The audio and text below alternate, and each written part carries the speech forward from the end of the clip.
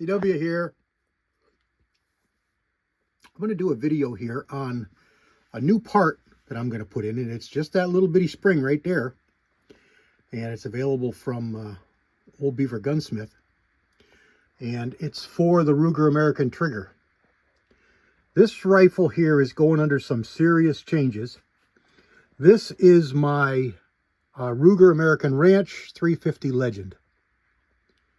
And a couple years ago, I swapped out the Bushnell scope for this Leopold. And I think I might go back to the Bushnell.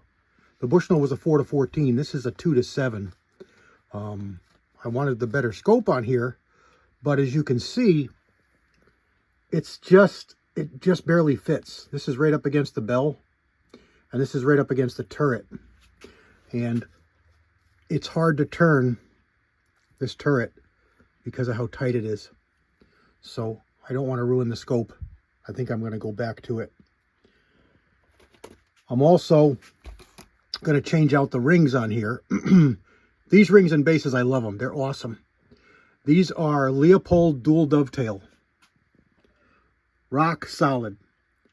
I started using them on the 450 Bushmaster when I was having the scope moving problems, and it totally cured it. So I switched over and I put them on all my Ruger Americans. But it seems like they only make this reversed front. They don't make a standard front, meaning the screw here and a screw here, and then the pin for the front ring is way out here, making a longer distance between the rings, which is better for support of the scope, but it makes it harder to mount some scopes, especially shorter scopes. Longer scopes are no problem. Another nice thing about this Leopold is it's very light. For what it is, it's a very light scope. So what I'm going to do is I'm going to swap out these bases and rings for some Tallies precision lightweight mounts. These are rings and bases in one.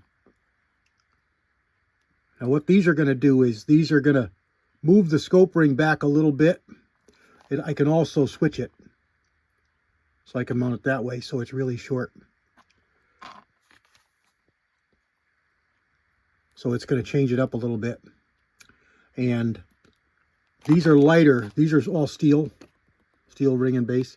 These are an aluminum alloy. I forget what they're made out of. What does it say on here? Lightweight scope mounts. It's a really solid, well-known brand.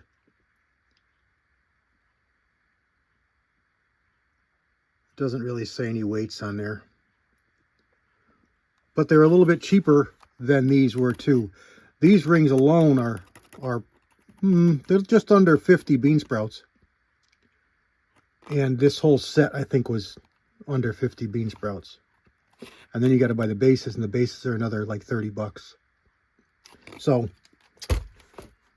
they're more expensive, but they're good. I'm not saying they're not. I really like them. But we're going to try and save some weight and go with the Tallies. I've also got a new stock to put on here. It's going to get a Ruger, it's going to get a Magpul Hunter stock. The new one, there's a brand new Hunter stock that works, instead of the AICS magazines, it uses the AR magazines. It's a special bottom metal. I'll show you that coming up. And what else are we going to do? We're going to change the scope mounts. We're going to change the scope. We're going to change the stock. Oh, and the purpose of this video, we're going to do the trigger. So let's do the trigger here. I can't show it to you. YouTube won't let me show any gun modifications. So what we're going to do here is I'm going to set you up on the tripod. We're going to do a couple of trigger checks, see what the trigger weight is with this from the factory. Then I'll take it apart. I'll put this in, just one little spring. And I think I can show you where it goes. I just can't show you putting it in. So when I get it apart, I'll show you where it goes.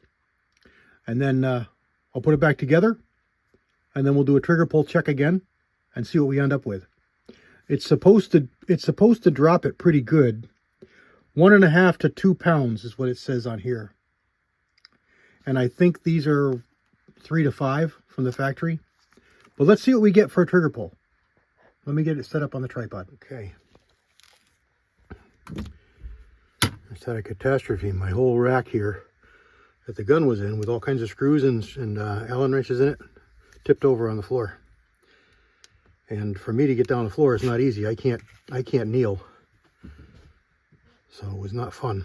All right, so we are empty. Took the magazine out. No ammo in the gun. No ammo on the bench. Oh, I'm also changing this bolt handle out. So we're on. It's set for 0. Let's see what we got for a break here.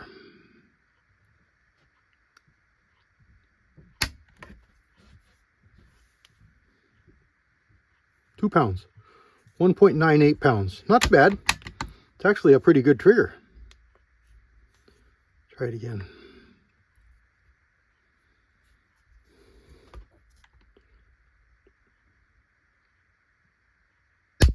Got some creep in it though.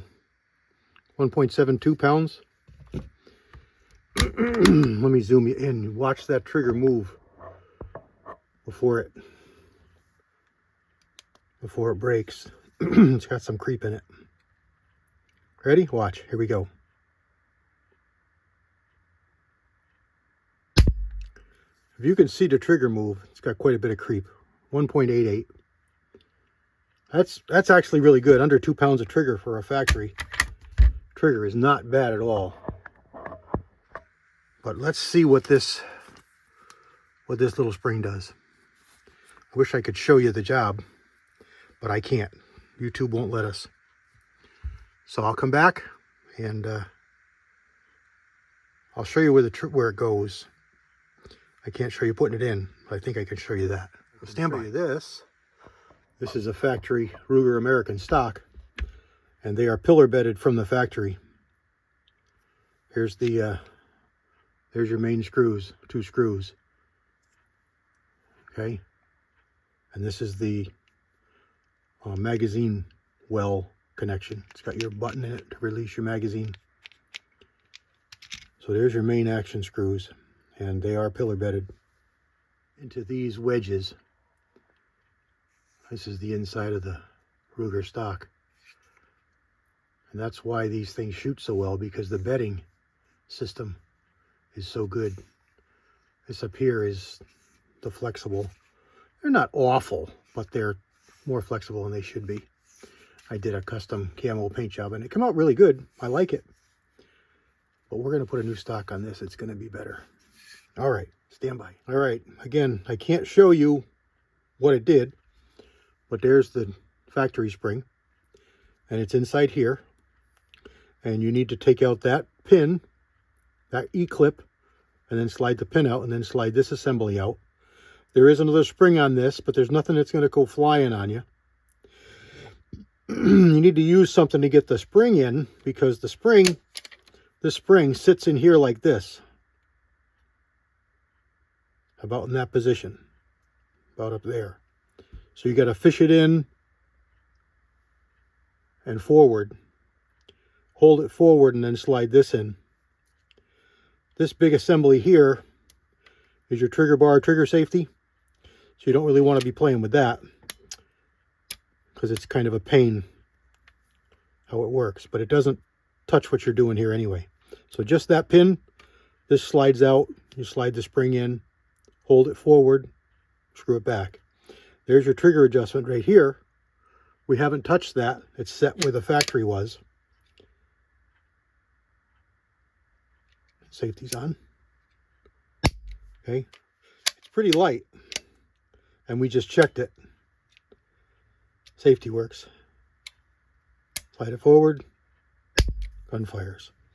All right, so let's set this aside in our cup here. Let's set our bag aside. Let's put it back in the stock, put the screws back, and check the trigger. Okay. All back together. Function check. Safety works. Gun doesn't fire. Gun didn't fire.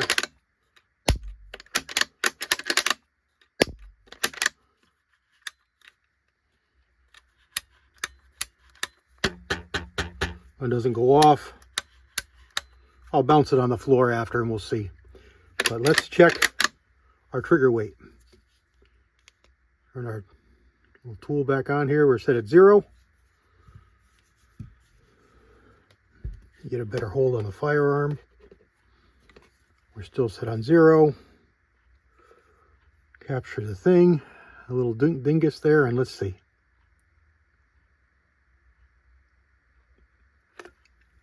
I guess we better take the safety off, huh? Because we were up to 4.5 pounds and nothing happened.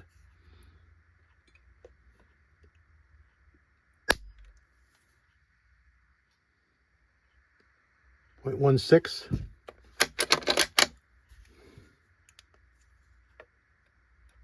But it's cleaner.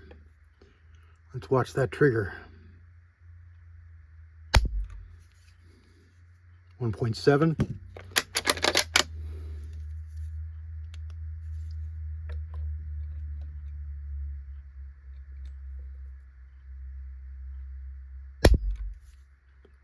.52. So far 0.2 of an ounce difference.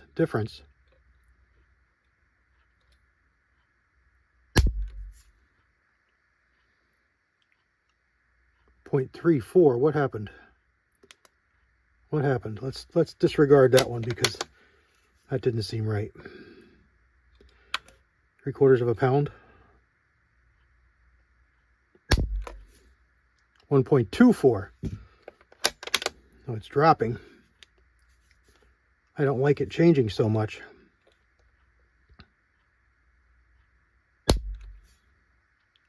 Yeah, I don't like it changing so much.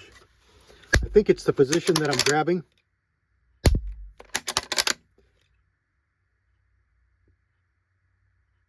It feels really, really, really nice.